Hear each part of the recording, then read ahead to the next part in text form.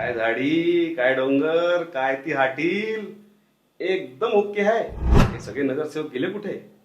महाराष्ट्र स्वारी. म्हणजे याचा अर्थ असा का की या प्रकरणातून वडेट्टीवारांनी हात काढता केलाय? ते वचननामे स्वतः तुम्हाला काढून वाचायची वेळ आलेली आहे. या वादाचा अक्षरशः झांगडगुप्ता झालाय. अरे बसवा बापा बसवा, ज्या पक्षाला बसवायचा आहे त्या पक्षाचा महापौर बसवा. अरे कुठे नेऊन ठेवलाय चंद्रपूर आमचा? सोडवा रे सोडवा. नमस्कार मित्रांनो, मी अंकुश दारवेकर अनकवर टॉक मध्ये आपणा सगळ्यांचं स्वागत करतो. मित्र हो, काय झाडी, काय डोंगर, काय ती हाटील, एकदम ओके आहे. हा फेमस डायलॉग तुम्ही विसरलात नाही ना? विसरू पण नाही. त्याचं कारण असं, शिंदे गटाचे शहाजी बापू पाटील यांचा तो गुवाहाटीचा दौरा आणि ते प्रकरण कोणीच विसरणार नाही. आता तुम्ही म्हणत असाल की आता गुवाहाटी कसं काय आलं? त्याचं कारण म्हणजे असं, कारण की सध्या चंद्रपुरात गुवाहाटी पार्ट 2 हे होताना दिसतंय. सध्या तुम्ही कुठेही गेला, चंद्रपुराच्या कोणत्याही चहा टपरीवर बसलात तर फक्त राजकीय चर्चा ही कानी पडते. सगळ्या नगरसेवकांनी आपापले काही गट तयार केलेले आहेत. कुणी यवतमाळ, कुणी हैदराबाद, कुणी मुंबई, तर कुणी नागपूरच्या आलिशान हॉटेलमध्ये विजयाचा आनंद साजरा करताना आपल्याला दिसत आहेत. जनतेने मतदानाचा अधिकार निवडत या नगरसेवकांना निवडून आणलं. मतदान झालं, निकाल देखील लागले आणि सगळ्यांना असं वाटलं की हे निवडून आलेले नगरसेवक आपल्या प्रभागाचा काहीतरी विकास करतील, काहीतरी चांगली कामे करतील. पण मात्र या झालं उलट. हे सगळे नगरसेवक गेले कुठे? महाराष्ट्र स्वारीला. अरे जरा विचार करा, या चंद्रपूरच्या जनतेने फार आशेने तुम्हाला निवडून दिलेलं आहे. निवडणुकीपूर्वी तुम्ही जे प्रचारात जे फिरलात, जे लोकांना वचनं दिली, जे वचननामे तुम्ही वाटले, ते आज वचननामे तुम्हाला काढून वाचायची वेळ आलेली आहे. हो, ते वचननामे स्वतः तुम्हाला काढून वाचायची वेळ आलेली आहे. अरे यासाठी तुम्हाला चंद्रपूरच्या जनतेने निवडून दिलेत का? चंद्रपूरचे काही क्वचित नगरसेवक सोडले तर सगळे स्वार्थासाठी हे बाहेर फिरायला गेलेले आहेत.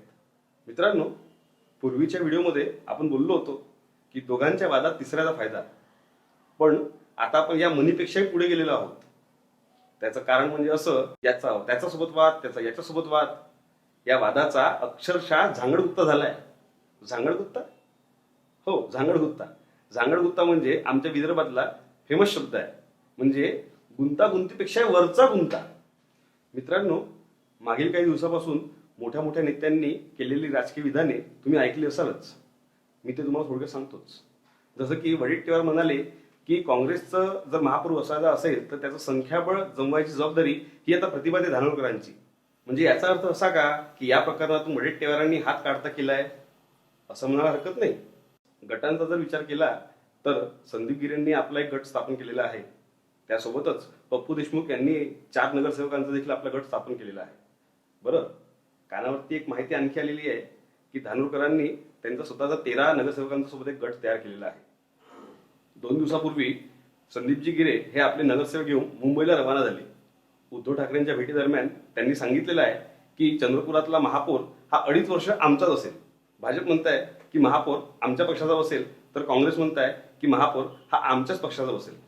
बसवा बापा बसवा, ज्या पक्षाला बसवायचा आहे त्या पक्षाचा महापौर बसवा आणि हा महापौर पदाचा गुंता लवकरात लवकर सोडवा. मित्रांनो, याआधी चंद्रपूर संपूर्ण भारतामध्ये 2 गोष्टींसाठी प्रसिद्ध होतं. एक म्हणजे चंद्रपूरचे आराध्य दैवत माता महाकाली, व दुसरं चंद्रपुरात मोठ्या प्रमाणात पसरलेलं हे ताडोबाचं अभयारण्य.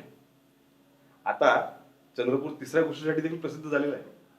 ते म्हणजे हे चंद्रपुरातील राजकीय नेत्यांनी केलेले विधानं, यांचा राजकीय गोंधळ हा सगळ्या देशासमोर आलेला आहे. आणि यामुळे आपल्या चंद्रपूरला परत एकदा प्रसिद्धी मिळालेली आहे असं म्हणायला हरकत नाही.